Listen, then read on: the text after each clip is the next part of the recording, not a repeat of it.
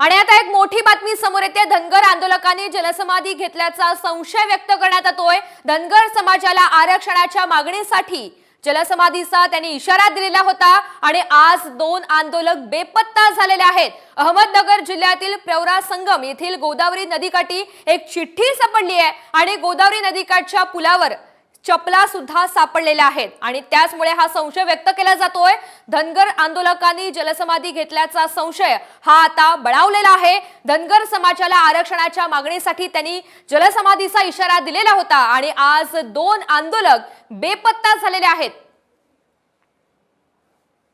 अहमदनगर जिल्ह्यातील प्रवरा संगम इथल्या गोदावरी नदीकाठी एक चिठ्ठी सुद्धा सापडलेली आहे अशी माहिती प्राप्त होतीये। दरम्यान गोदावरी नदीकाठच्या पुलावर चपला सुद्धा सापडलेल्या आहेत आणि त्याचमुळे हा संशय बळावतोय। धनगर आंदोलकांनी जलसमाधी घेतल्याचा संशय व्यक्त करण्यात येतोय।